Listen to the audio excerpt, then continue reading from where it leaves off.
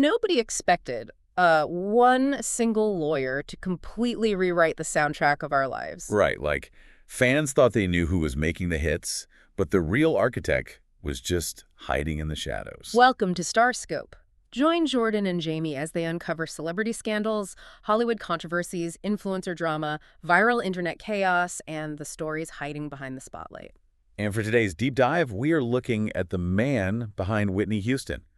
Clive Davis has died at 94, and the internet is just completely exploding with tributes. We're sorting through this massive stack of obituaries and viral social media posts to figure out how this one guy basically curated 6 decades of pop culture. Because if you picture the architect of rock and roll, you're probably thinking of someone in leather, maybe smashing a guitar. Oh, absolutely. You definitely don't picture a mild-mannered corporate attorney from Brooklyn in a sharp suit. No, you don't. But reading through his obituaries, you realize Davis wasn't just distributing music. He was engineering it. And it's wild because his entry into music was born out of pure survival. Like, he was orphaned as a teenager, he lost both his parents within a year, and just had to hustle his way to a full ride at Harvard Law. Which is crazy. And that survival instinct landed him a super predictable gig reading contracts for Columbia Records in 1960. He was strictly in-house legal. Just looking at royalty clauses for easy listening music, think Tony Bennett. Exactly. So how does a guy whose day job is scrutinizing contracts suddenly pivot to signing counterculture rock legends? The tributes constantly mention his golden years, but what does that actually mean? It wasn't some mystical superpower, honestly. It started with this specific cultural shock. In 1967, he goes to the Monterey Pop Festival and sees Janis Joplin perform. Oh, wow. Yeah, he is completely floored. But he didn't just sign her on a gut feeling. He analyzed the moment.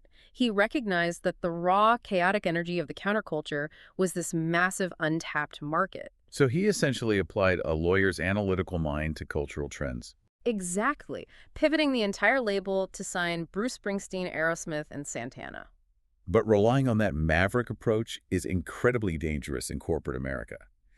By 1973, that aggressive strategy collides head-on with Columbia's accountants. Right, he's abruptly fired amidst these crazy rumors of misusing corporate funds. Infamously, billing the company to bankroll his son's bar mitzvah.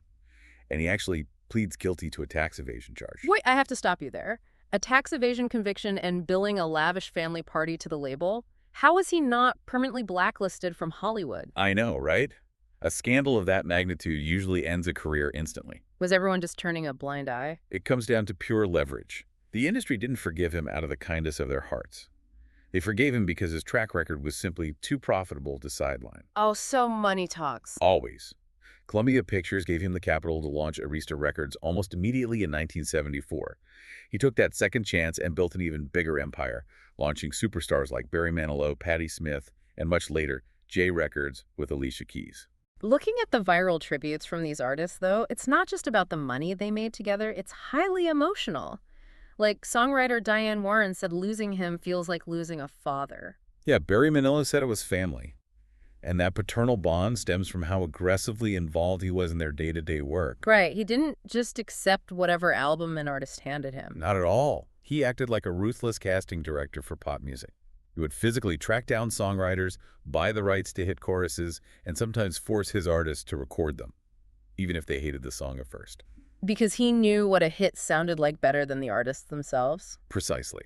So it was less about just giving them a platform and more about intensely managing their creative output to ensure they stayed relevant. And he treated that responsibility as a lifelong commitment. You see that most clearly with Whitney Houston. Definitely. He spotted her in a New York club when she was just a teenager and meticulously guided every step of her ascent to global superstardom. Which makes the end of her story so much more devastating, when she tragically passed away in 2012. Just hours before his annual Pre-Grammy gala. In the exact same Beverly Hills hotel where the party was being held. He had to stand up on that stage and mourn someone he practically raised in the industry. It really highlights that dual nature of his legacy. He was a fiercely calculating executive, but he fiercely protected his artists too. So the next time you stream Whitney Houston, Springsteen, or Santana, remember that you aren't just listening to the singer. You are directly experiencing the analytical, uncompromising vision of Clive Davis. He proved that a single person could listen to the noise of the culture and pick out the exact notes that would define a generation. But with his passing, it leaves you wondering.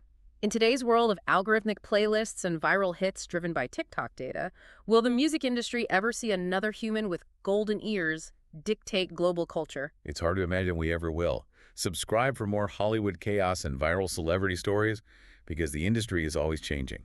You've been listening to Starscope, where Jordan and Jamie uncover the stories shaping Hollywood, celebrity culture, and the internet's biggest viral moments.